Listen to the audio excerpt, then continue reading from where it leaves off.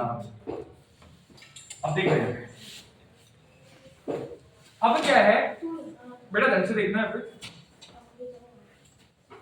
या तक रे तक क्लियर हो गया। और ये सब तुमने पॉइंट पढ़ रखी है रिवीजन टाइप में, एक मतलब मैं लूंगा एक चैप्टर की तरफ, पूरे एक चैप्टर पूरा डिटेल वाइज चैप्टर लूंगा पूरा, जैसे एक बार में 2-3 चैप्टर एक साथ चले जाएं रिवीजन के लिए, क्योंकि बार-बार रिवीजन नहीं होगा, एक ही बार में चैप्टर रिवीजन। ठीक है, रे तक क्लियर हो गया?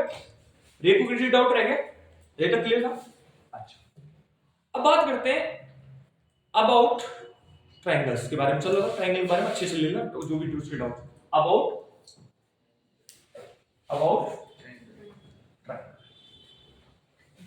ट्रायंगल के बाद फिर एंगल का अच्छे से पढ़ेंगे दोनों। तो अबाउट ट्रायंगल में देखा जाए तो पहला बात करते हैं types of triangle. Types of triangle based on their sides, based on their sides, based on their sides.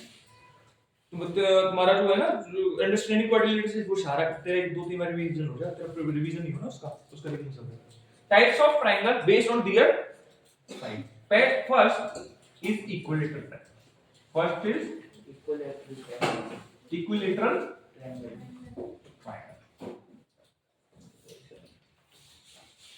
What is equilateral triangle? All sides of the triangle are equal in length. ठीक है, पहला point clear है। जैसे तो A B C, तो ए B बराबर है B C बराबर है ए सी, या कुछ ऐसा सिंबल लगाओ, कुछ ऐसा सिंबल तीनों साइड को शो ऑफ कर रहा है, तो मतलब वो तीनों साइड से उसकी क्या होंगी इक्वल। ठीक है, अब बात करते हैं second. Each angle of equilateral triangle, each angle of A equilateral triangle is 60 degree. जितने भी एंगल होंगे वो सारे कितने होंगे, क्योंकि साइड इक्वल है। ठीक है, तो 60 डिग्री क्लियर होगा। तो क्या लिखेंगे, angle A is equal to 60 degree, angle B is equal to 60 degree, then angle C is equal to 60 degree. Clear हो गया? Third point means the sum of all angles of a equilateral triangle,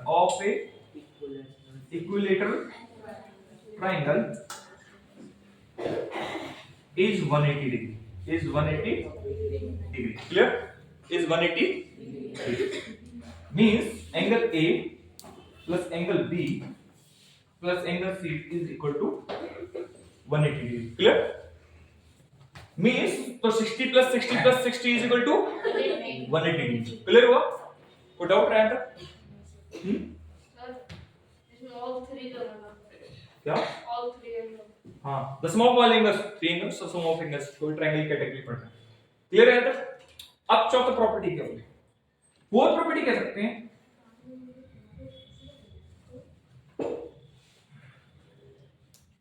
an equilateral triangle can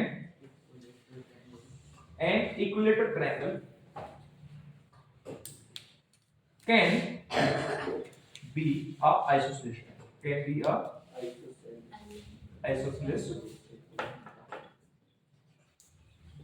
triangle। बहुत अच्छे समझना, बहुत धीरे पढ़ाऊंगा, 3 घंटे proper तरीके से क्लास लूंगा। Yes sir. क्लियर हो गया तक? क्लियर हो गया यहां तक?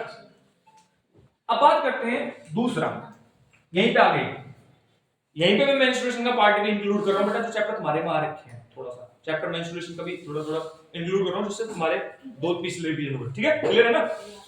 मान के चलो अगर यहां पे बात करें एरिया, क्या बात करें, area of equilateral triangle, area of equilateral is equal to under root 3 upon 4 और साइड में साइड का और under root 3 upon 4 multiply side का, ऐसे भी बोल सकते हैं। तो हमारा क्या हो गया, एरिया ऑफ इक्विलेटरल ट्रायंगल। दूसरा, अगर बेटा आपको निकालना हो पेरीमीटर, क्या निकालना हो, तो पेरीमीटर होता है 3 इंटू साइड। क्या होता है, 3 इंटू, और अगर यहां पे अगर गिवन हो पेरीमीटर, क्या दे रखो, गिवन हो perimeter of equilateral triangle, then side is equal to, तो साइड बराबर होगा perimeter of equilateral triangle, perimeter of equilateral triangle upon 3। बात सुनना भी, तो इक्विलेटरल की सारी कहानी क्लियर हो गई बेटा। Area of perimeter of equilateral triangle upon 3 clear हो गया था। अब बात करते हैं आइसोसेलेस ट्रायंगल। क्या होता है isosceles triangle, isosceles triangle, isosceles triangle. बात करते हैं isosceles triangle, isosceles triangle. Isosceles triangle में याद रखना, पहले बात करते हैं first, two sides are equal in length, two sides are equal in length, then तो ट्रायंगल ये बना है, ये बराबर दिखा, तो मतलब ए बी सी, तो देन ए बी बराबर A C is not equal to B C. Clear हुआ, बिल्कुल ऐसा क्लियर हुआ। अच्छा, अगर बेटा बात करें यहाँ पर क्वेश्चन क्या क्या बनते हैं, तुम्हारे एंगल से रिलेटेड क्या होता है, देन याद रखना कि आपके base angles are equal, base angles of an isosceles triangle, isosceles triangle are equal, ठीक है।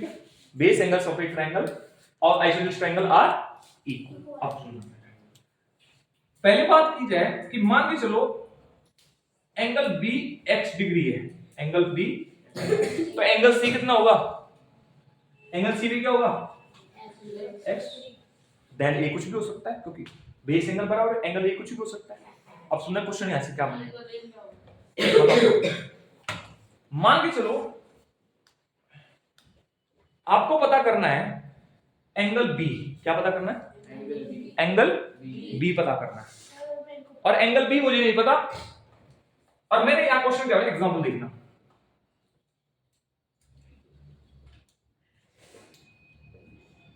Find the angle, find the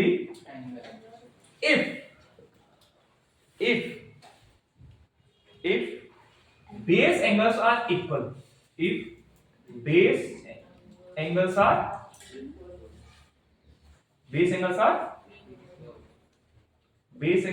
equal and angle A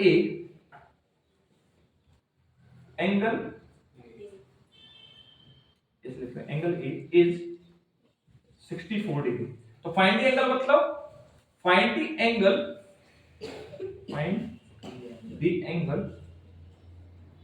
B and C, find the angle B and C. अब देखना question, एक चीज आपको पता है कि कोई भी ट्रायंगल हो, the sum of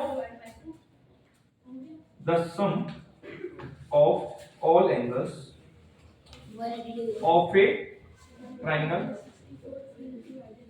is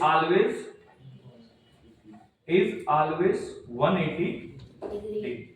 That means angle A plus angle B plus angle C is equal to, अब एक चीज क्या समझ में आ रही है, तो ट्रायंगल मेंशन नहीं हुआ ना, 60 degree है। यहाँ ट्रायंगल क्या नहीं है, मेंशन नहीं है। अब यहाँ पे एक वर्ड दिया है कि बेस एंगल्स आर इक्वल। भाई बेस एंगल्स, अगर दो बेस एंगल्स का मतलब है दो एंगल बेस के एंगल होंगे, तो किस में बराबर होते हैं, आइसोसेलेस में बराबर होते हैं। अगर मैंने मान के let the angle B is x, then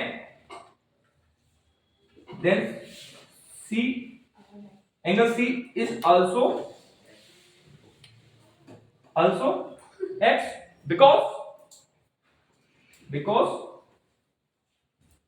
base angles